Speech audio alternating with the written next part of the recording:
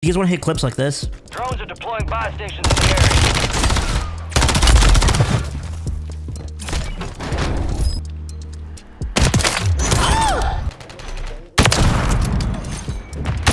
Securing objective Bravo. Securing objective Bravo. Oh my god. Next hard point. Stand by. Ready, standing by. Oh, split quad. Move fast. Oh, look at the beam! Look at the beam! Well, look no further. In today's video, I have what I believe is the ultimate settings for Call of Duty Modern Warfare 3. Whether you're a sniper or you're a competitive player, I have it all for you right here. Let's just get right into the video. Moving right into controller settings. So I play on controller. I play on a SCUF controller. I have 2 paddles on my controller. It's a PS4 FPS controller, I think it is. It's one of the old SCUF controllers that I love to use, but that's what I play on. I play on a different type of edits, button layouts and all that. I play tactical flipped, so I play with R1 and L1 to shoot. I use R3 to slide and crouch, and I use circle to melee. Other than that, everything's standard. That's just the way I play personally. Moving on to controller vibration, I have this set to 0 or off, I guess. I know some people like to use controller vibration to feel more intense, but in my opinion, I feel like if you're playing with vibration on the controller, it's a distraction, so I have that off. Dead zone. Now this is very important. This determines your stick inputs, whether you have a delay or not. Now left stick minimum, I have it set to 0 because it really doesn't matter. You want to move as fast as possible, so I want to have its best movement as possible, best response time as possible, so I have this set to 0. Right stick minimum input, I have it set to 3. Now this determines on your controller. My controller has stick drift. I don't mind playing with stick drift, so therefore I have it set to 3, so I have the least amount of input delay, so I could snap on someone as quickly as possible compared to if I was like on 10 or something, or maybe 20, you know. So I have mine set to 3. You can play around with this. You can even test it. Like you can see, I have stick drift going to the right, and I have stick drift going to the left on my left stick. Now, I don't mind playing with stick drift because if I put my thumb on the controller, I can kind of hold it pretty well. Not what I was trying to do. I can hold it pretty well for the most part. I can hold it on steady. Once I let go, it goes automatically to the top right on the right stick. But again, personal preference, that's what I do though. Right stick max and left stick max, I have it set to 99. Now, I know some players like having this set to like 90 because you get like a lot more wiggle room. You get it's a lot more loose. My friend does this. I used to do this in Modern Warfare 2 at 97, but I think 99 fits perfect for me, so that's what I use. Moving on to the aiming and the main control settings of this, I play on 6.6. Now, if you're a sniper, like I said, I'm gonna show you guys both ways. Now, for me, I'm weird. I like sniping at a lower sense. I know some people like to snipe at 2020. Me, I snipe on 6.6 and I play comp at 6.6. It just feels good. It feels nice, as you saw from the clips, and it's just snappy. Okay, that's my opinion on it.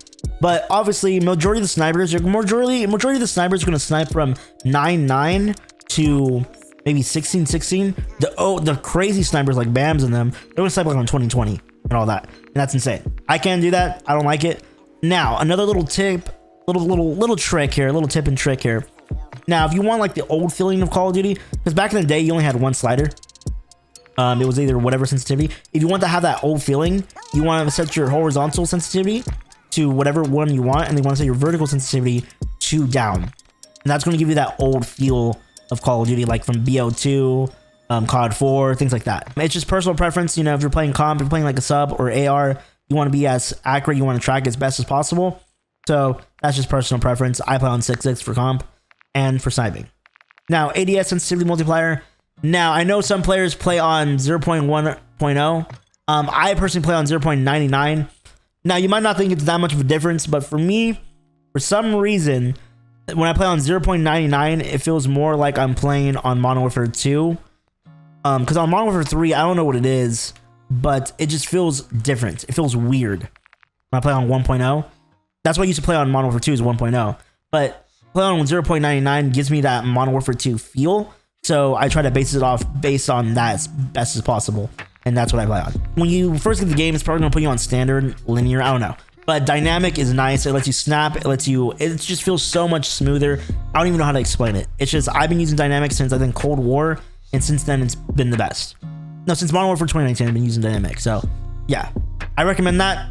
You know, I know the OGs like to play on standard. I know Zephy likes to play on linear. I like playing on dynamic. It just feels better.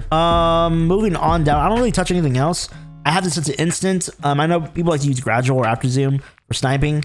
I heard after zoom is nice when you're trying to like flick or whatever, but I like instant. It just feels nicer. Now, aim assist type. This is very important. At least this is very personal preference right here.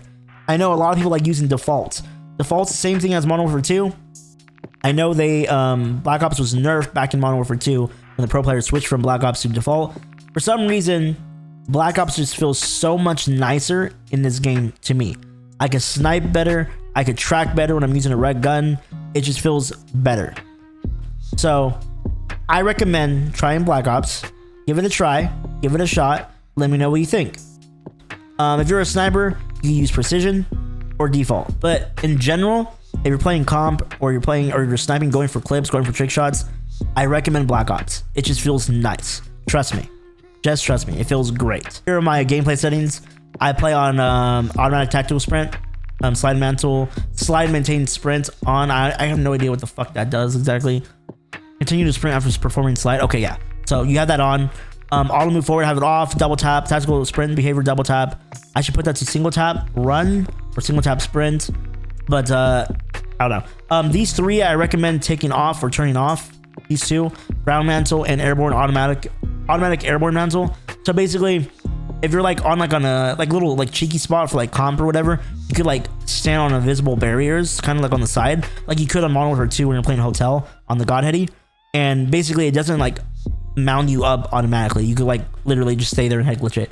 It's really clutch. So I recommend turning these two off. I recommend turning all of these three off, to be honest. Slide dive behavior, I have sense of slide only. Now, if you want to dive too, I don't, you know, you can look at it right there. I have sense of slide only because I don't really dive anymore. I just slide. Plunging free, I have a sense of free. I don't sense to trigger. Free is basically the same way as it was in Modern Warfare 2. Parachute auto deploy, I have it set to off. Sprinting door bash set to on. Ledge climb behavior mantles only. Aim down sight behavior hold. Like, this is just the basic stuff, you know.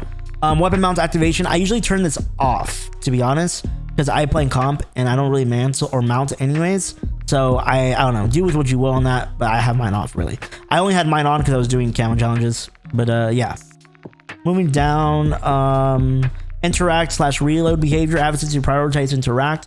So if you're playing Warzone, you can automatically grab stuff from the ground instead of holding it, and it comes in clutch. This is for Warzone players. Armor play behavior, apply all. That's basically it for these little settings down here.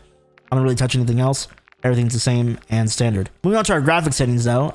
This is what I play on. This is for the FPS people out there that want more FPS. This is a little trick for you guys. In general, for these the graphics parts of the settings. I play on full screen borderless. Now I know you get more FPS if you play on full screen exclusive. I just don't like it. I like being I create content, I stream, so I like tabbing out really easily. So yeah, I play on 3070 Ti. Okay, another tip right here too is restart shading preloading. Now if you're having like stutters and stuff, you can restart this and make sure nobody joins you and you just let it do it by itself. I promise you your game will be 10 times smoother. It's really nice. I recommend doing this every like month or so, just so it clears up the cache and your settings are all good. The video low latency, I have it set to on. I don't know how this works exactly, but if you're like, I guess how you say it, bottlenecked, you can put it onto on boost. But if you're not bottlenecked, I recommend just setting it to on. It'll boost your FPS by like maybe like 10, maybe 5 FPS, at least from my experience. VSync is off. VSync menus is 100%. Frame rate custom limit. Now I have my gameplay custom frame rate limit to 145. That's my monitor refresh rate. Menu custom frame limit to 60 and 60. You don't want these set to unlimited because you don't want your GPU to be doing more work when you're not even playing the game. Onto quality settings. We're going to be moving on to my quality settings. So this is like for the best FPS out there. You guys want the best FPS, this is what it is right here. I play on render resolution of 1920 by 1080. Now I know some people like playing on 1440 for more visual quality. I don't know. I don't have dynamic resolution is off. Upscaling, now this is really clutch. If you don't want your game to look blurry, I recommend putting in Fidelity FX CAS and setting this to 90 to 70 to 90. I have it set to 90 because I like looking sharp. I like looking at it sharp. I like having it look sharp. It's nice. VRAM scale target, I have it set to 80. You know, 80 you should be fine. You shouldn't have any issues. Variable rate shading, I have it set to off. Texture resolution off. Texture filter anisotropic low. Depth of field off. Detail level quality set to normal. Partial resolution very low. Bullet impacts on. Now you can turn this off for more FPS if you really want that FPS boost, but it doesn't really matter. Persistent effects off. Shader quality low. On-demand texture streaming off. I recommend this to everybody. Turn this off. You'll lag like a motherfucker. You'll get a lot of packet loss, and it just sucks. Local texture streaming quality set to normal. Shadow quality low off. Ambient occlusion off. Screen space reflections off. Static reflection quality low. All of my environment wise, tessellation is all for Warzone anyways. Volumetric quality is low. Deferred physics quality low off. Weather grid volumes off. Water quality is off. So, you know, just if you want the best FPS, just do everything the lowest settings possible. Onto my FOV, I play on a 105. Now, a little trick right here. If you're on a controller player, if you're a controller player out there right now, between 100 to 110 is where you'll get the best FOV. Mainly 103 to 105. Now, for the people that play Warzone that are at 120, do what you want. I play Warzone and I still play at 105. I don't feel like I need 120 FOV, but I have it set to 105. ADS field of view, I have it set to affected. Weapon field of view, I have it set to wide. Now, it doesn't really make much of a difference. Narrow, you'll just be more closer to your gun. Default, you'll just be regular, like the OG CODs. And wide, you just see a lot more while you're ADS'd and you're holding your weapon. It just looks nicer. All these I have it set to, I don't really touch any of these, to be honest. World motion blur off. Weapon motion blur off. Fill grain, I have it, this should be set to 0, to be honest. If you don't want your screen to move like crazy whenever you get hit by a nade or something, set this to 50%, at least 50%, so your screen doesn't shake too much. And that's basically it for the settings. Another little tip right here too, interface. It's really useful. If you want your game to look from garbage to beautiful, you could do this. You can mess with the color customization. Now, go down to color filter, go to filter 2, color filter target, set that to both, and put world color density and interface color density to 100%. The game's gonna look way more colorful than what it's supposed to. And it's really nice. So that's what I use. And that's basically it for my graphic settings and my controller settings. If you guys enjoyed this video, please leave a like, maybe a sub. I would really appreciate it if you guys subbed. You know, try and hit that 1K mark. We'll get there soon. But other than that, if you guys enjoyed these past few videos, please leave a like, leave a sub. I'll catch you guys in the next one. Peace. Catch you guys later.